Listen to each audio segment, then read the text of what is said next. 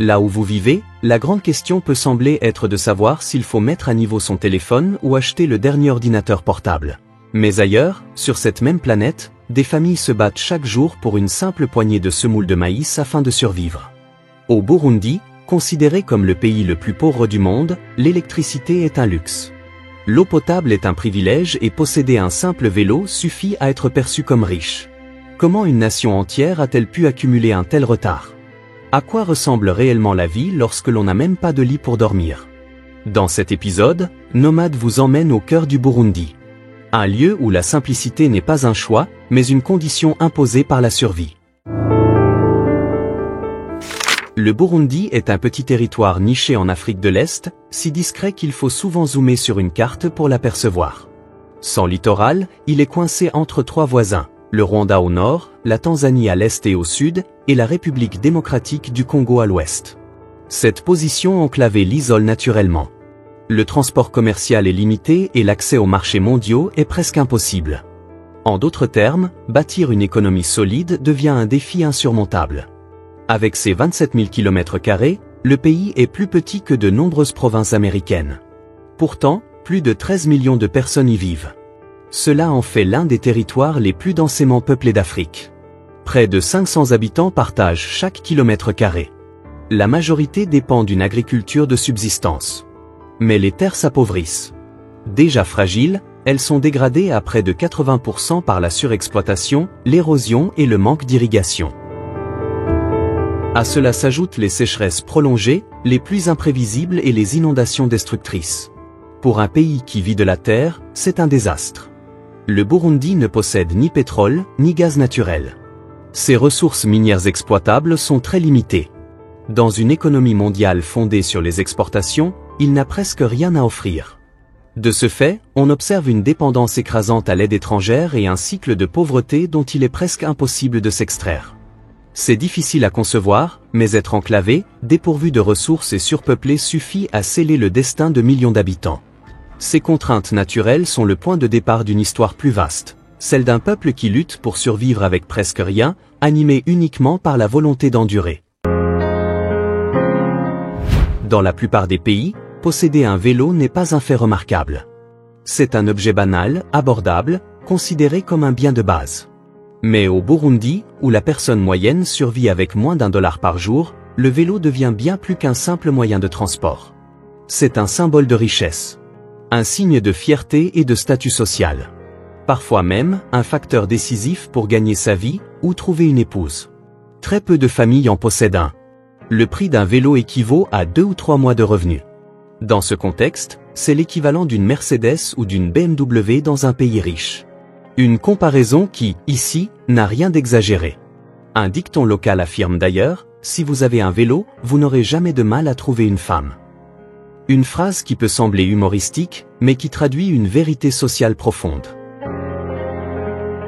Un vélo change tout, il permet de transporter du bois, d'acheminer des bananes au marché, de puiser de l'eau à plusieurs kilomètres ou de servir de taxi de fortune. Beaucoup sont modifiés avec des plateformes en bois pour supporter des charges immenses. Trop lourdes pour être conduites, ces machines sont souvent poussées sur des kilomètres, sous le soleil brûlant ou dans la boue. Mais elles allègent malgré tout la vie. Les transports publics sont rares. Dans certaines villes, il existe des taxis-cargos improvisés, surnommés cages à cochons. Pas de siège, aucun confort. Pour une somme modeste, ils permettent de parcourir de courtes distances. Mais la plupart des habitants les évitent, non pas à cause de l'inconfort, mais parce que même ce prix reste inaccessible. Et comme les routes goudronnées sont rares, surtout dans les campagnes, les déplacements sont lents, difficiles et imprévisibles.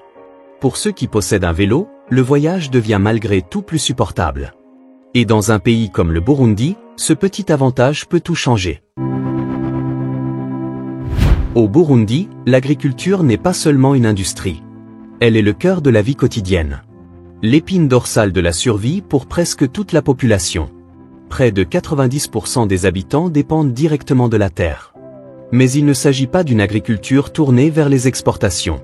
C'est une agriculture de subsistance. Chaque récolte sert à nourrir la famille. Si un excédent existe, il est échangé contre un peu de sel ou d'huile. Les fermes sont minuscules. Des parcelles transmises de génération en génération. Elles sont cultivées à la main avec une houe, une machette et de la force physique. Les tracteurs, l'irrigation moderne ou les engrais chimiques sont connus, mais hors de portée. Les semences sont réutilisées d'une saison à l'autre. Les rendements restent faibles, terriblement faibles. La surexploitation et la déforestation généralisée provoquent une grave érosion, surtout dans les zones montagneuses. Pendant la saison des pluies, les inondations peuvent balayer des champs entiers en une seule nuit. Pendant la saison sèche, les cultures brûlent sous un soleil implacable. Le changement climatique accentue encore ces extrêmes. L'incertitude est devenue la règle. Même lorsqu'une récolte est bonne, un autre problème surgit, l'acheminement. Le Burundi manque de routes pavées, de camions réfrigérés et de silos. De ce fait, une grande partie de la nourriture se perd avant même d'atteindre le marché. Ici, l'insécurité alimentaire n'est pas due à un manque d'efforts. Elle est le produit d'un système qui piège les paysans dans un cycle infernal. Faible production, faible revenu, peu d'espoir. Chaque saison renforce un désespoir silencieux, ancré dans la terre elle-même. Au Burundi, l'agriculture est le pilier de la survie. Pourtant, le pays n'a pas de réserves alimentaires pour nourrir sa population. Cela peut sembler absurde, mais c'est une vérité douloureuse et indéniable. Près de 90% des habitants travaillent la terre. Pourtant, la majorité des familles ne parvient pas à produire assez de nourriture pour couvrir toute l'année. Les paysans cultivent de petites parcelles avec des outils rudimentaires, sans irrigation et avec peu ou pas d'engrais. Leur survie dépend entièrement du succès de chaque saison. Quand les pluies tardent ou que les sols se fatiguent, il n'existe aucun plan de secours. Les repas reflètent cette incertitude. Un plat typique se résume à une bouillie de maïs, parfois agrémentée de feuilles de manioc bouillies ou de légumes sauvages.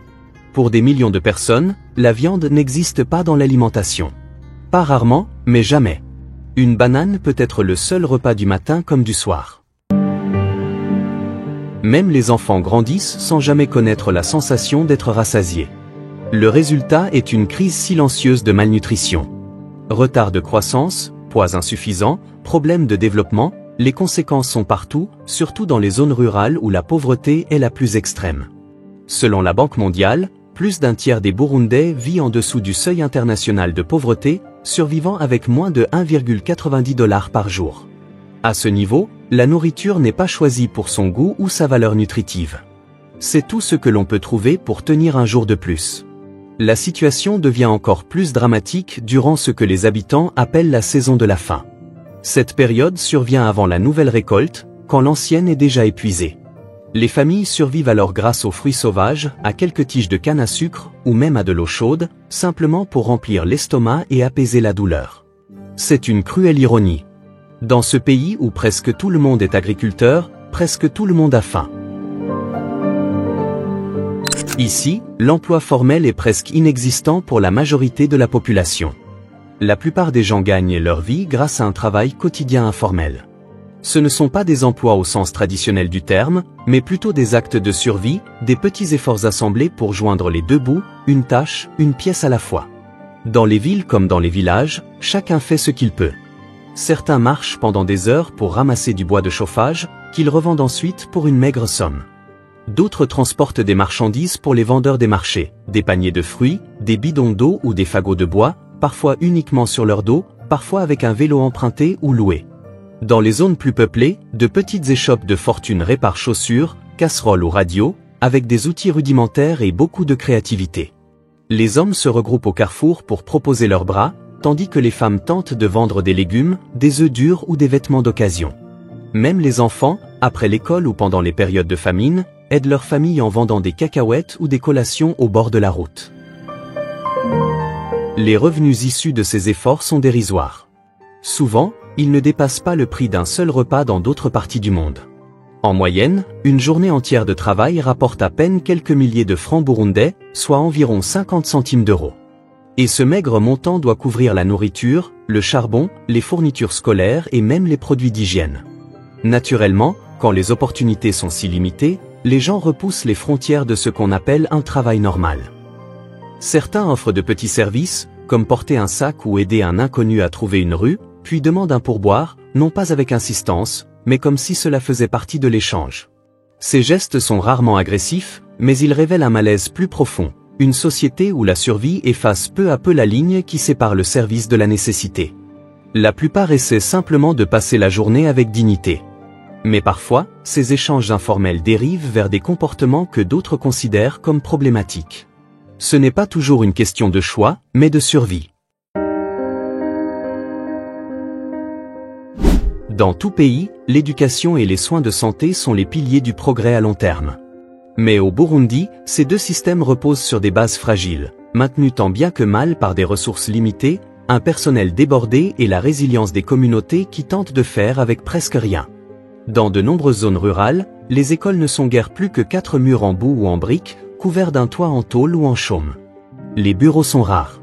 Les manuels, lorsqu'ils existent, sont partagés par 3 ou 4 élèves.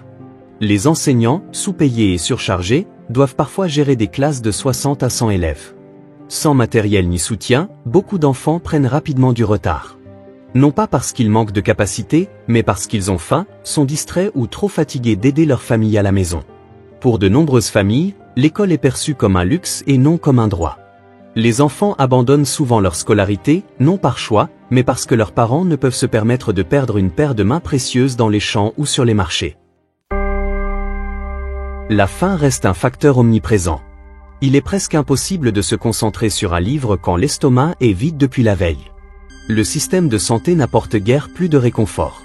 Les cliniques sont rares et souvent éloignées. Même lorsque les habitants parviennent à s'y rendre, ils découvrent des armoires à pharmacie vides et des files d'attente interminables. Beaucoup de centres manquent des fournitures les plus élémentaires, gants, antibiotiques, pansements, parfois même de l'eau potable. Dans ces conditions, la prière devient souvent la seule forme de traitement accessible. Des maladies comme le paludisme, la tuberculose ou le VIH/Sida continuent de tuer. Non pas parce qu'elles sont incurables, mais parce que les traitements n'existent pas sur place. Des infections bénignes deviennent mortelles. Une blessure mineure peut menacer une vie sans soins rapides.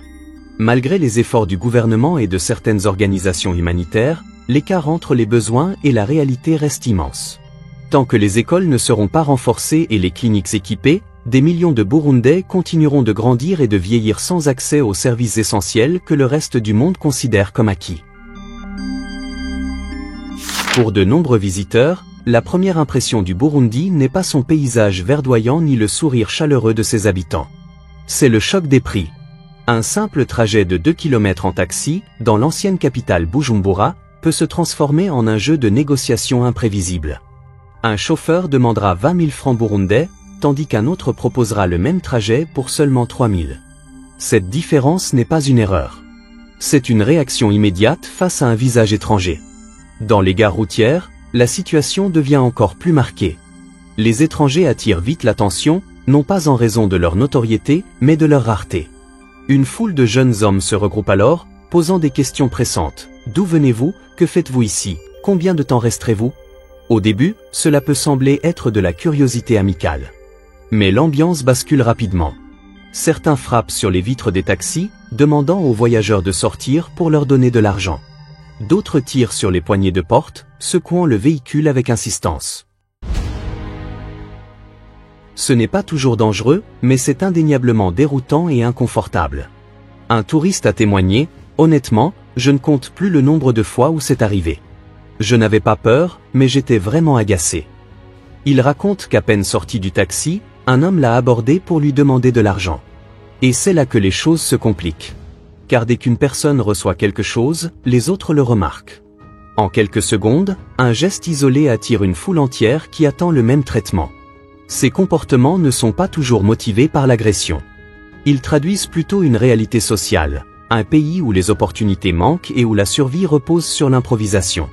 Pourtant, pour les visiteurs, ces moments troublent la frontière entre accueil et inconfort.